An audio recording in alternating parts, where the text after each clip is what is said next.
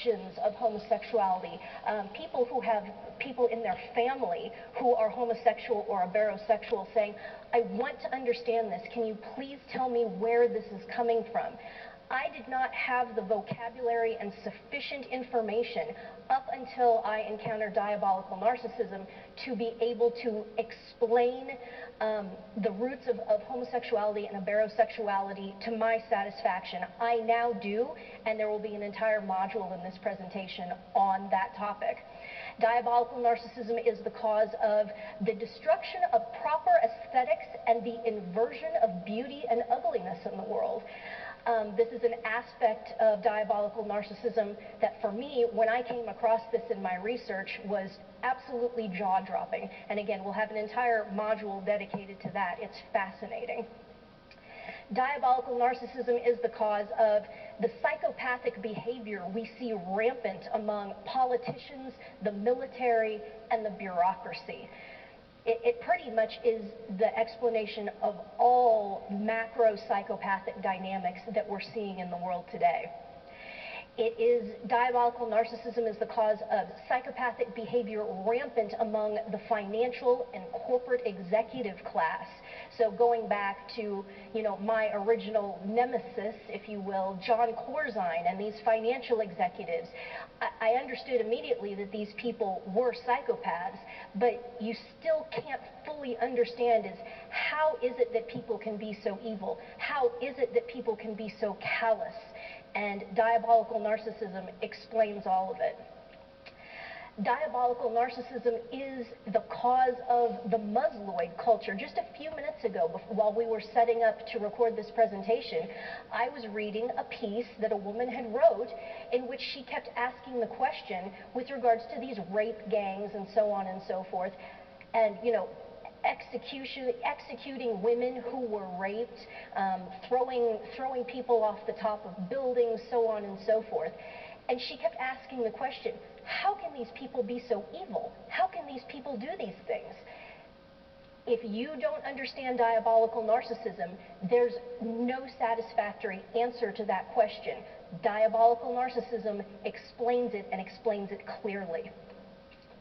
Diabolical narcissism is the cause of the social justice warrior mentality that we're seeing amongst young people and on college campuses. This insane, crazed, dogmatic demand that no one ever give anyone any offense, and the willingness at this point in the United States among these young people and on campuses to destroy people's lives. I mean, they have no problem doing that, financially destroying people, costing people their jobs. It will eventually, pretty soon, and some could argue that we've already crossed this line, that people are going to be imprisoned for offending someone or triggering someone, and it will eventually go, absolutely no doubt in my mind, that people will be executed under the jurisdiction of the state for offending other people. So diabolical narcissism is the root cause of all that. We will discuss that. Diabolical narcissism is the cause of the death of Christian culture and the near death of the church. Diabolical narcissism is what is behind the entire massive collapse in the church over the last 50 years. It is directly correlated to the aftermath of the Second Vatican Council and is also directly correlated to the abuse and the liturgical damage that has been done in that Novus Ordo paradigm in the church. Diabolical narcissism is the cause of countless souls being lost to hell. All day, every day, people are having their souls destroyed, they are losing their faith, they are being repelled from God, and they are being lost to hell because of diabolical narcissism. That's why I'm doing this presentation. Well, let's dive right in. What is diabolical narcissism? First of all, diabolical narcissism is my term. Now, other people who have been doing research out in the mainstream have been looking at narcissism and bringing up the idea that maybe there is some sort of a demonic influence, but that's overbought. You can't go there, especially if you're in the mainstream of the academy. You can't really discuss these things. And so, well, obviously I can. There's a little bit of work that's been done on this, and what diabolical narcissism is referred to mostly as right now, kind of the popular term, and if you want to Google and do your own research, the contemporary term is narcissistic personality disorder. I want to recoin that. I want to get this out into the conversation and introduce this term into the world. It's absolutely essential that you get that word diabolical in there so that you have a term within the term that specifically references the supernatural, okay? So narcissistic personality disorder, up until, NPD, that came into the lexicon 20, 30 years ago. Before that, it was referred to as megalomania. He's a megalomaniac. That's what we're talking about here. This has been around for a very long, long time. It's just that right now it is absolutely exploding. Sociopaths and psychopaths, they are also diabolical narcissists. It's just that sociopathy and psychopathy are amplified versions of it. It's even more hardcore. Psychopaths are people who will commit enormous, atrocious crimes, mass theft, murder, crimes against humanity. So, a John Corzine who steals $1.6 billion. The Clintons who are mass murders, crimes against humanity. Bill Clinton is a serial rapist. Bill Cosby, for example, is a serial rapist. These people are psychopaths, actually committing these atrocious, atrocious crimes. But there are many, many people who are diabolical narcissists who don't commit crimes like that. They're much more subtle, much more serpentine in their attack, and they're going after people's souls. We're actually going to focus the most on that because those people are the people who are actually causing the most people to be lost to hell. The psychopaths are actually pretty easy to pick out, but we will talk in depth about the relationships that emerge between diabolical narcissists and sociopaths and psychopaths that they attach themselves to. It gets very interesting. A very excellent resource that I have to plug is a man on the internet named Sam Vaknin, V-A-K-N-I-N. He is an Israeli who freely admits that he has been fully diagnosed as having narcissistic personality disorder and is a low-grade psychopath. He was involved, I believe, in financial crimes, got caught, was sent to prison. That experience jarred him sufficiently that he sat down and he started writing about how his mind works, what he feels, the emotions he feels, and this stuff is credible. This has been vetted by outside people, and there's enough people out there saying, look, this guy isn't lying to us, even though mendacity is a key characteristic of diabolical narcissists. This guy is being straight in terms of this oeuvre that he has put together. It's extremely valuable. So like I said, he is credible. He has some significant blind spots, and we're going to go through each of those. But his website is samvak, S-A-M-V-A-K .tripod, Tripod.com. He has a massive written oeuvre. He has a YouTube channel, so if you like video, he reads short essays, short pieces on video, so he has an entire video oeuvre. It's an excellent, excellent resource.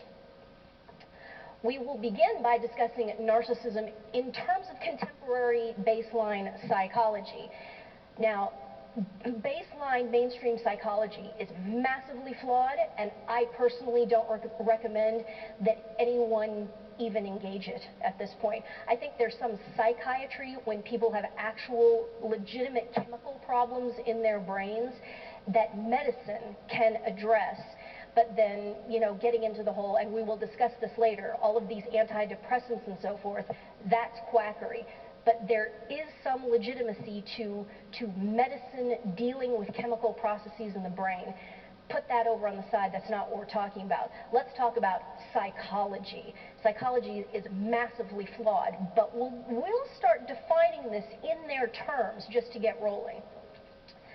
I'm going to lift from Vaknin here and use his definition of pathological narcissism. Quote, pathological narcissism is a lifelong pattern of traits and behaviors which signify infatuation and obsession with oneself to the exclusion of all others and the egotistic and ruthless pursuit of one's gratification, dominance, and ambition. Close quote. Fairly intuitive. I think a lot of us, if we were asked to define narcissism, would come up with something pretty close to that. The image of Narcissus staring at his own reflection, which is kind of the allegorical image of narcissism, and that is the root of the term, Narcissus, staring at his reflection in a pool of water. Narcissist, it's very interesting. That's a very subtly correct image, because narcissists are not obsessed with their true selves, which they hate, okay? They loathe themselves, their true selves. They are instead obsessed with a false self, a false reflection, which is their own creation. For various and sundry reasons, self-loathing kicks in, and we'll discuss some of these dynamics in a minute. And so in their minds, they create a false fantasy self, and then their lifelong task is to project that false self onto the world and to almost soothe their own self-loathing by pretending that they are the false self. So here's the picture of Narcissus. This is a particularly beautiful painting, I think. And there he is staring into the pool of water at his reflection. And I want to make a point about Narcissus himself. Look at the real Narcissus. Look at his body. He's a beautiful boy. A lot of these people who are tricked into self-loathing by demonic oppression are gloriously beautiful people, just resplendently beautiful people. But once that self-loathing kicks in, it just all bets are off. And it doesn't matter how beautiful the true self is. If they hate the true self, then this false self emerges, and then just everything goes crazy. Now, there are two main species of pathological narcissists: somatic narcissists and cerebral narcissist. Somatic means body. So what we're talking about with somatic narcissists are people who are obsessed with their physical body, with their appearance, and also with sexual prowess. That all ties into somatic narcissism. That is actually what people think of most when they hear the word narcissism. Someone who, because it's the image of looking into a mirror, they're always thinking about someone who is obsessed with their body, their face, whatever. That's just half the story. The other category of narcissist is called a cerebral narcissist. This is a narcissist whose obsession and whose false self revolves not at all around his body, but around his intellect. Okay? And that is a completely different can of worms. First, somatic narcissists. They are obsessed with body and image, sexual performance. Many athletes and entertainers, as one would expect, are somatic narcissists. Many bodybuilders, not all, but many, and all homosexual bodybuilders. Every single homosexual bodybuilder, I can tell you right now, is a somatic narcissist. Fashionistas, people who are involved in the fashion industry and are their entire lives are completely wrapped up by clothing and so forth.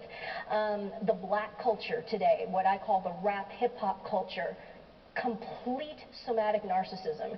It's somatic narcissism, but it's somatic narcissism just dumbed down. It's somatic narcissism for people whose IQs are in the 80s. And yes, you're darn right, I just said that. In fact, I'll say it again in case there was any confusion.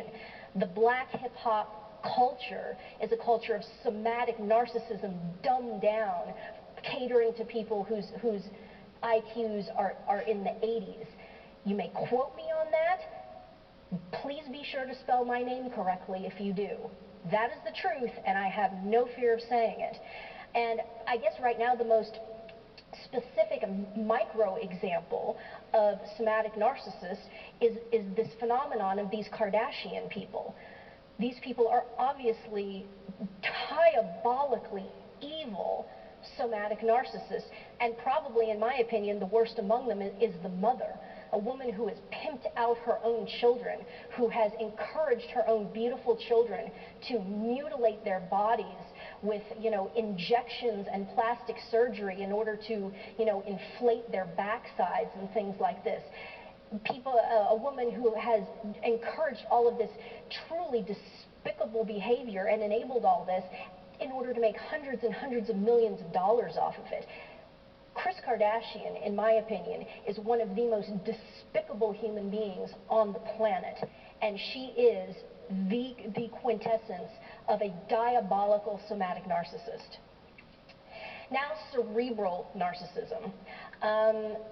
Many of these people, not all of them, but many of them, are actual bona fide geniuses. They are, in fact, brilliant, and some of them are even approaching, savant level type intelligence. They are not people, the type of savant that's like the retarded savant, as in the movie with Dustin Hoffman, Rain Man. Okay, that's not what we're talking about here. These people are extremely highly functioning, extremely charming when they want to be. You would never pick them out just instantaneously. You would just see them as being these resplendent intellects. Now, there are other cerebral narcissists who are obsessed with their intellects and who think that they're geniuses, but are not. An example that comes to mind right off the top of my head, Joe Biden. Joe Biden thinks that he is a super genius, and he is teetering on the precipice of mental retardation, but he honestly thinks that he's a genius. In my opinion, Jorge Bergoglio, Pope Francis, thinks that he is a super genius and gives every indication of being a dimwit. But a lot of the people in this cerebral narcissist class are, in fact, of above average intelligence, if not genius or borderline savant level intelligence.